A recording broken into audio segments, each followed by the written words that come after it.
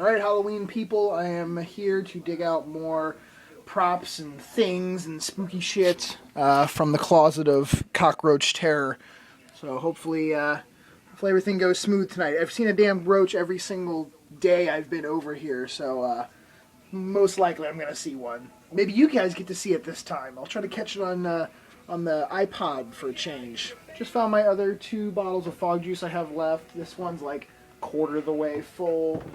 This one's somewhere between halfway full, but maybe a little bit more. And then I still have a quarter full or so of freezing fog juice from Froggy's Fog.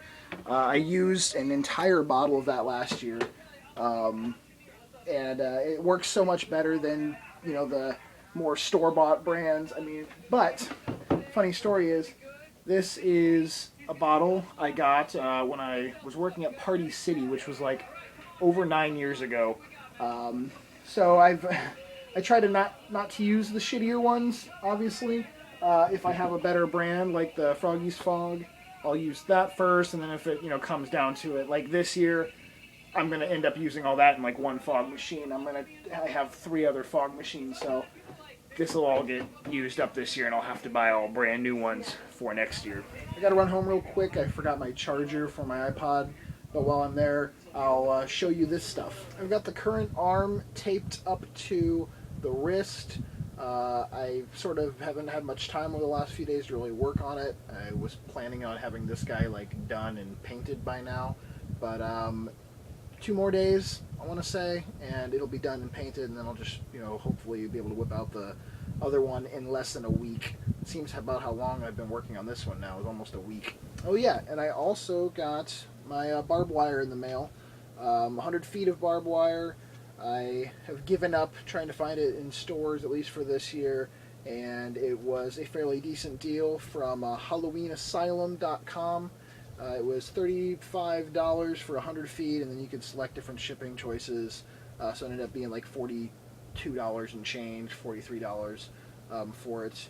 And yes, I know you can make your own and blah blah blah, but to make 100 feet of it, I didn't really want to spend that much time when I have the arms and some other smaller props that I want to try to get done with the little amount of time that we have left before Halloween. So at least I should have enough barbed wire now for all the scenes I want to do this year. Okay, back to work. iPod's all charged up. I pulled out my skeleton graveyard greeter for this year. A couple of years ago, he was my forest greeter, I guess. Sat him out on a tree stump out in front of the forest walkway.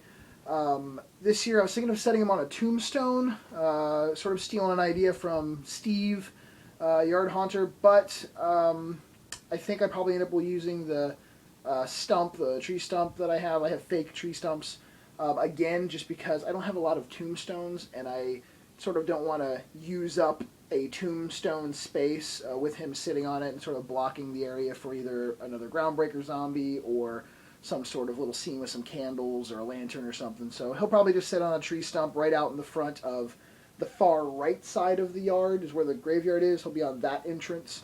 I'll show you real quick what he sounds like. He's a little cheesy sounding, but I really love the look of this skeleton. His arms and legs are fully posable, so even if he was a static prop, like if he broke at any time, I would still be happy to have him and use him. So he is push button activated. He can be. Right now it's not set up that way. It's just for sound, so. Well,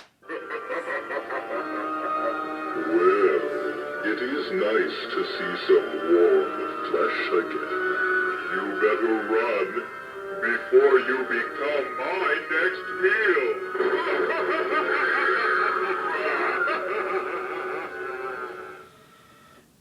So, like I said, a little bit cheesy on the phrases. He has 3 different phrases. It look like 3 different phrases. But it could be worse. They always gotta laugh. They always gotta make them laugh and try to seem like they're more menacing because they're laughing at you. I wish they just wouldn't do that. Just say your line and shut up. But I still like them, and it's good to have some more animated props back out. Last year I had just the ghosts, no like official animated talking ones or anything. And a lot of people do like those. They like to stop and listen to what they say, and the kids like them. So he's cool. I like him. I like him. That's all that really matters. Pulling out some of my light bulbs and lights, and I found my LED blacklight spotlights. I got these a couple years ago. They were originally $12.99. Waited till they were the 50% off sale, and then got my employee discount, so I paid about $3 each. I have a couple of them. I like them a lot. They don't have to be this brand or this size or anything like that, but if you're just sort of looking to make one small, maybe 2 or 3 square foot area glow, and you don't want maybe to have one of those 4-foot fluorescent light bulbs fixtures hanging somewhere, they work pretty good. I used them, for instance, in my front porch scene last year where the storyteller ghost and the rocking chair and the wall breaker ghost. The wall breaker was lit up only by one of these. The storyteller ghost was lit up by one of these for his like upper body, and then a 2-foot fluorescent light bulb or black light for his lower body. But it just saved on that sort of extra purple glow that you tend to get. Like these put out a really, really low outer glow to them, which I liked a lot. So I recommend this was the first time I ever had LED black lights. For the last 15 years I've used the big fluorescent, tube lights like those. So maybe if you see them for cheap this year, give them a try if you have never. To continue on the light talk, every year on my Halloween videos I normally get a couple questions. What type of lights do I use? Do I only use one type? And basically I use whatever I have.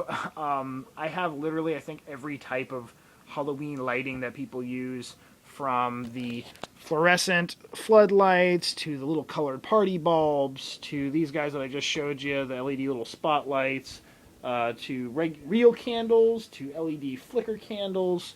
I have homemade LED little spotlights in a box over there. I have the blacklight fluorescent, long tubes. I have little 2-foot ones, just everything. It's sort of because that's what I have gotten over the years, and they're not blown out. They still work, so there's really no need for me to get rid of them all. I know cost effectiveness for some haunts and stuff. They like to, they don't like to use the big floodlights anymore. Since I only do my haunt for such a short period of time, that's not really a big issue for me. For me, it's more about some scenes I like to literally show where the light is coming from. Other scenes I like to hide it.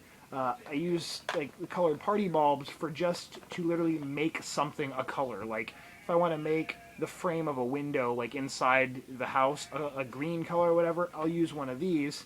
But if I want to make the entire side of a tree or the side of the house on the outside a certain color, I'll use that. I use the candles for both light, and I use them for smell, and I use them for the fact that it's a candle. So, I mean, real candles are definitely a dangerous thing to use in a haunt, and you have to be really careful. But when you have, like, scented real candles, they can, I don't know, I just love the whole overall look and smell and everything from a real candle. People go, oh, wow, that's a real candle. It's just sort of, they think of it differently when they're looking at it in a scene of tombstones and bones and stuff like that. And obviously I have a shit ton. I mean, you can see behind me, that's not even a quarter of the LED flicker candles for the use in the pumpkins and for putting around flammable, material like the jute netting and stuff like that. The real candles never go anywhere near actual flammable materials. But so that's basically the answers. I use every type of lighting. I'm not super picky. It's whatever I either got really cheap or for free. That's going to be it for tonight, guys. I'm working on about 2.5, 3 hours of sleep for yesterday, and maybe 4 hours of sleep for the previous day. I mean, the weekends are rough for me because we do the filming of the Video Game Sellers episodes, so I'm going to go home and get some sleep. So I will talk to you guys later. Peace.